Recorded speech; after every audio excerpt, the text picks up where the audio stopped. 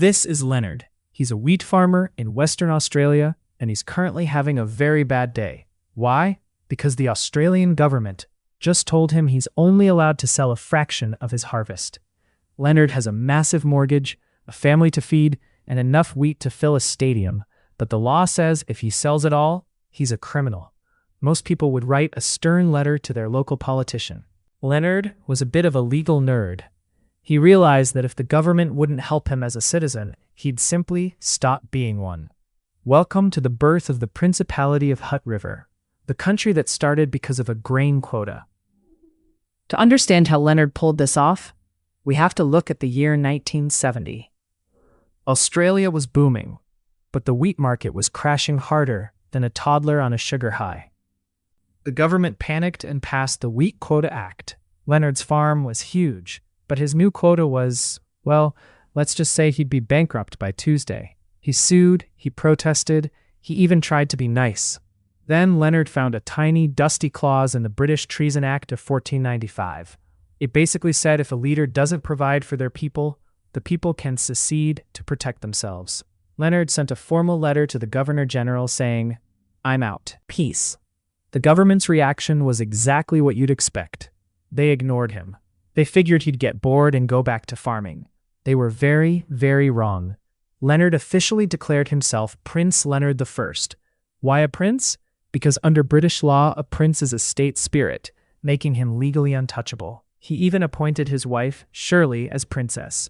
Now, having a country is cool, but you need a few things, like a flag and money. You can't have a country without your own face on a coin. The Hutt River dollar was born.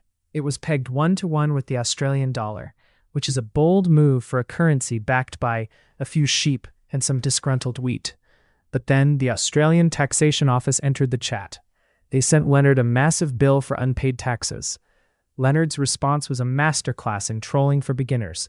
He told them, "I don't pay taxes to Australia. I'm the head of a foreign state. In fact," Leonard said, "since you're standing on my land without a visa, you owe me money." This is where things got spicy. The government threatened to sue him into oblivion. So, Prince Leonard did the only logical thing. He declared war on Australia. He didn't actually shoot anyone. That would be messy, and he didn't have any bullets. Instead, he declared war for exactly 3 days. Under international law, if a nation is at war and not defeated, its sovereignty must be respected. After 3 days, he declared peace and told the government, "See, still here, still a country." The Australian government was stuck. If they arrested him, they'd have to admit he was a political prisoner. If they ignored him, he just kept selling his wheat and not paying taxes. So, for the next 50 years, the Principality of Hutt River just existed. It became a massive tourist attraction. People flocked from all over to see the rebel king. Leonard issued his own passports, thousands of them. Even though no other official country recognized them, they were great for getting out of speeding tickets.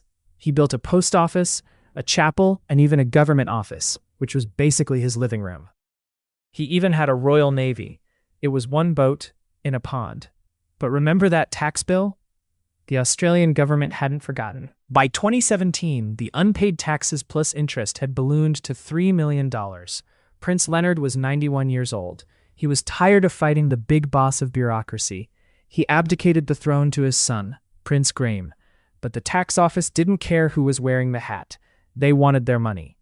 Then 2020 happened, and for a tiny country reliant on tourism, it was the final boss. With the borders closed and the taxman at the door, the Principality had to make a choice. In August 2020, Hutt River officially dissolved and rejoined Australia. To pay the tax bill, the family had to sell the land. The country was literally sold to pay its debts. It's the only country in history to be defeated not by an army, but by an accountant. But Leonard got what he wanted.